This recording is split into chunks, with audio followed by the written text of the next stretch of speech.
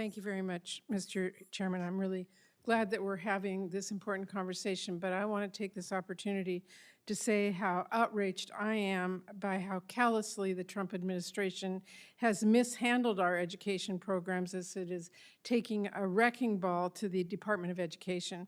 Earlier this year, Secretary McMahon cast off much of her department's responsibility for career and technical education and adult education programs to the Labor Department, with basically no notice, no planning, which has resulted in funding delays and other problems.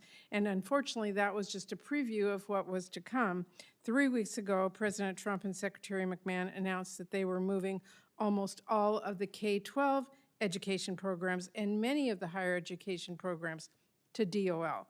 And they're moving others to HHS, Interior, State, and they've promised to keep moving more programs, including special education, to other agencies, all without consulting Congress.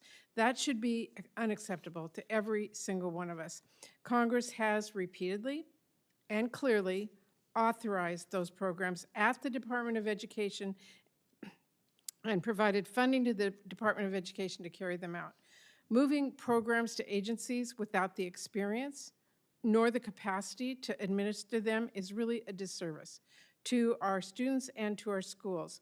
The Department of Labor is not used to administering the number of programs administered by the Department of Education. We saw chaos earlier this year when the CTE and adult education programs were moved from the Department of Education to DOL. How much worse is it going to be when DOL is saddled with thousands of education grants like TRIO, when they have never administered anything near that scale? How are they going to administer impact aid programs with zero experience in doing that? Why is the Department of Labor administering programs for preschoolers and elementary school students at all? The Trump administration has not answered those questions or even consulted Congress. The Secretary of Labor has never testified to how she would administer any of these new programs, and she even failed to explain how she is meeting her existing responsibilities. This is not saving money, it's not reducing bureaucracy, but it is increasing chaos. DOL is already charging Secretary McMahon over $1 million additional dollars to now do the CTE work her employees were doing. Taking over significantly larger and complex programs will surely cost significantly more. But of course, the administration has not told us how much it's going to be. And now we have two separate departments co-managing all of these programs. How is that going to reduce bureaucracy? States, school districts, families are going to have to deal with multiple agencies now when they used to deal with one. So I want to make clear I'm always ready for a conversation about how we improve these federal programs, but that could not be further from what is happening with this administration. And again, they're not bothering to talk to Congress about it and how they can pursue this legally by passing a law to do it. They're just doing it, which tells you pretty much how serious they are about doing anything. So I appreciate this hearing, but I needed this opportunity to express my dismay at what is happening in this administration to our schools, our students, and really the future of our country with all of this mismanaging going on. But Mr. Ryan, let me ask you, and I wanted to ask you, given your experience, can education and Department of Labor collaborate on these programs without an interagency agreement? Can they even do that? And have they collaborated on CTE before now?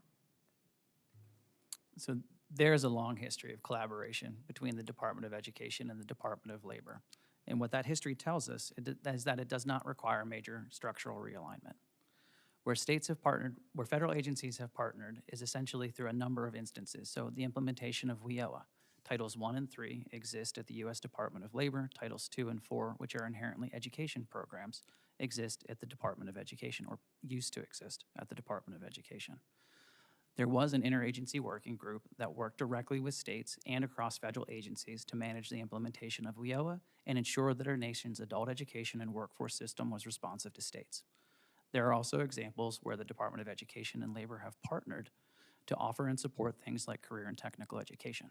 When I worked federally, we offered a number of we jointly issued a number of guidance documents to states that help them think about the integration of CTE, the expansion of post-secondary CTE to include registered apprenticeship, as well as short-term credential programs, how states could modify their post-secondary funding formula, which states are given the authority to do under the Act, to include, at the time, programs that were not Pell eligible.